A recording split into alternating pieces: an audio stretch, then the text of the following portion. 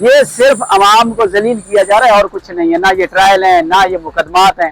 میں نے اپنی زندگی میں ان سے بوگس مقدمات نہیں دیکھے۔ اگر یہ فیصلہ ججوں نے لکھنا ہوتا تو میرے خیال میں ہائی کورٹ تک پہنچتے ہی نہیں۔ آپ نے پہلی دفعہ دیکھا ہوگا کہ اسلام آباد ہائی کورٹ کا جج بھاگ گیا ہے۔ میں یہاں کیس میں آؤں گا تو پیچھے میری بیٹی کو اٹھا لیا جائے گا، میری بیوی کو اٹھا لیا جائے گا، میری ماں کو اٹھا لیا جائے گا، میرے بیٹے کو سکول جاتے ہوئے اٹھا لیا جائے گا۔ مجھے بتائیں پھر کون کیا کرے گا؟ جی بتائیے گا 9 مئی کے مقدمات کے حوالے سے کتنے لوگ ایسے ہیں جو ابھی تک جیلوں میں ہیں یا ان کیسوں کا سامنا کر رہے ہیں جو آپ کے پاس ہیں؟ 9 مئی میں لاہور کے 14 مقدمات میں کل 2700 لوگ تھے، جس میں قیادت سمیت 3 ورکر اور باقی 5 قیادت کے لوگ لاہور کی جیل میں ہیں، اور خان صاحب کی ضمانت اس کے بھی تھوڑی دیر پہلے آپ نے کوریج کی ہے 8 مقدمات میں۔ یہ آخری خان صاحب کی بیلز ہیں، اس کے علاوہ کوئی اور ورکر نہیں ہے۔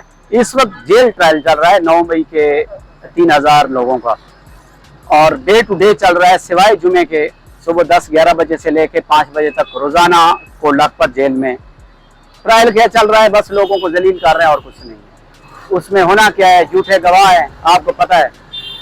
گواہ کو یہ نہیں پتا ہوتا کہ میں نے کیا کہنا ہے۔ ادھر 2-3 دن گواہ کو تیاری کرائی جاتی ہے، جب وہ بیان دینے آتا ہے تو پراسیکیوشن کے رنگ اڑے ہوتے ہیں، اس کو پکڑ کے کھڑے ہوتے ہیں جیسے کوئی بندہ فالج زیادہ بندے کو نہیں پکڑ کے کھڑا ہوتا کہ یار کدھر ڈگنا پہ بندہ، وہ اسے بیان دلوا رہے ہوتے ہیں۔ اور بیان کئی گواہ ایسے ہیں کہ جن کے وارنٹ گرفتاری جاری کر کے ان کو بلوایا جاتا ہے، اس کا مطلب ہے وہ گواہی نہیں دینا چاہتے۔ یہ صرف عوام کو ذلیل کیا جا رہا ہے اور کچھ نہیں ہے، نہ یہ ٹرائل ہیں نہ یہ مقدمات ہیں۔ میں نے اپنی زندگی میں ان سے بوگس مقدمات نہیں دیکھے۔ مفتی صاحب یہ بتائیے گا کہ آج فیصلہ سنایا جانا تھا، 4 بجے کا ٹائم تھا، لیکن وکلاء بھی انتظار کرتے رہے، کورٹ رپورٹر بھی انتظار کرتے رہے، اور 4 بجے کے ٹائم کے بعد 5:15 بجے یہ بتایا گیا کہ کل فیصلہ سنایا جائے گا۔ تو آپ کے پیچھے کیا وجوہات ہے کہ فیصلہ تحریر نہیں ہو سکا، جج صاحب اویلیبل نہیں تھے، یا کیا مسئلہ ہوا ہے جس کی وجہ سے فیصلہ کل تک مؤخر کرنا پڑا؟ اصل میں جو پاکستان تحریک انصاف کے خلاف کیسز ہیں نا، ان کے فیصلے عدالتیں کرتی نا، تو جس کیس کی بیلیں آج ہائی کورٹ پہنچی ہوئی ہیں اسی کیس کے 6 مقدمات کی ضمانت APC 3 کا جج دے چکا ہے، اور اگر وہ فیصلہ پڑھ لینا تو میرے خیال میں اس فیصلے کے مطابق اس کے کہنے کا مطلب یہ ہے کہ خان صاحب کو ان مقدمات سے ڈسچارج کر دیا جائے۔ اگر یہ فیصلہ ججوں نے لکھنا ہوتا تو میرے خیال میں ہائی کورٹ تک پہنچتے ہی نہیں۔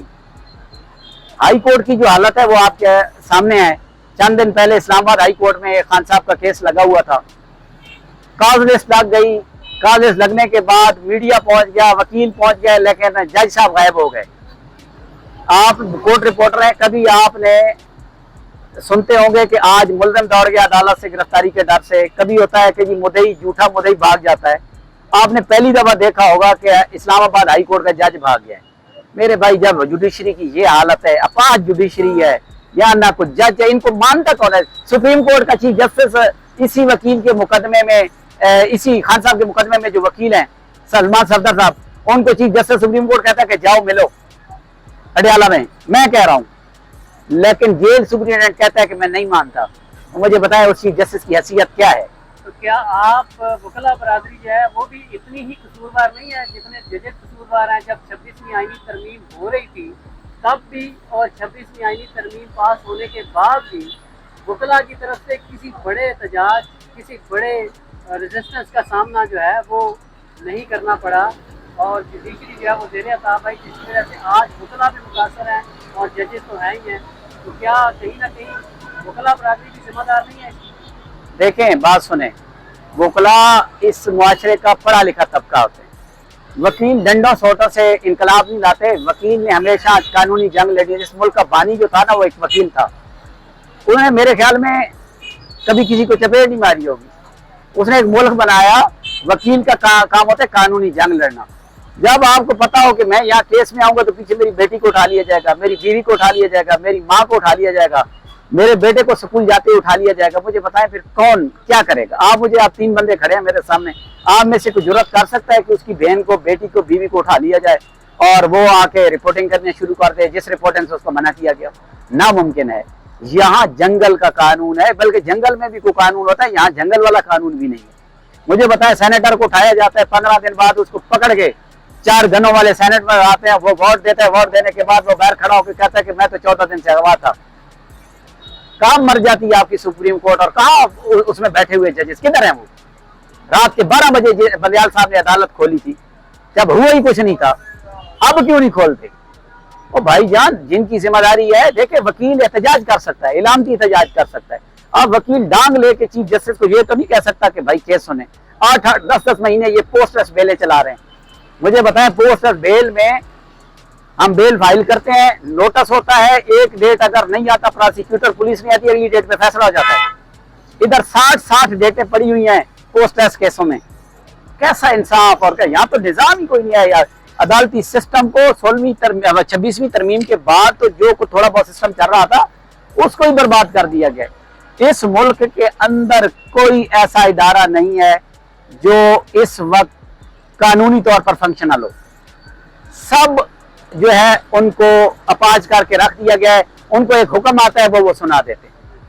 सर ये बताइएगा, एक केस ऐसा भी गया सुप्रीम कोर्ट में जिस बंदे की जमानत लाहौर हाई कोर्ट ने कैंसिल की थी और 2 साल वो बंदा जेल में रहा था। वहां जाके पता चला कि जिस बंदे को उसने जख्मी किया वो बंदा है ही कोई नहीं, ये लिस्ट में ही नहीं है।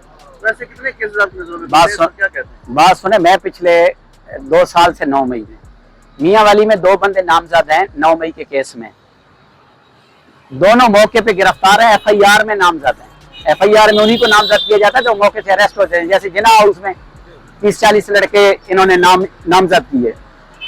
आप इमेजिन करें कि वो 2021 में मर गए, आप तो जिंदों को रो रहे हैं। 2021 में मरने वाले 9 मई 2023 में नामजद है, मौके से गिरफ्तार हैं।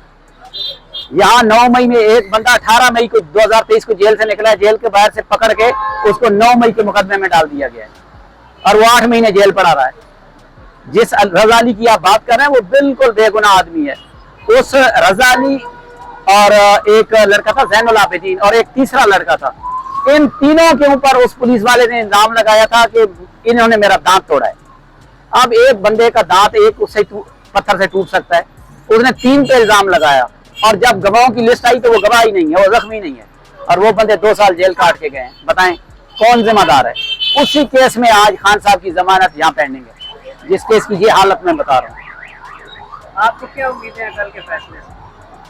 देखिए, मैंने कहा कि अगर जज फैसला दें तो ये ATC से ही हो जाना चाहिए था। अगर जजेस फैसले ना दे तो जो जज ही नहीं है वो जो फैसला मर्जी लिख दे, उस फैसले का क्या है? ना उसको आवाम ने मानना है और ना हम मानते हैं। वो करके देख ले, पहले ATC सरगोदा के फैसले आ चुके हैं, साल हो गए, तमाम लोग बरी हो गए।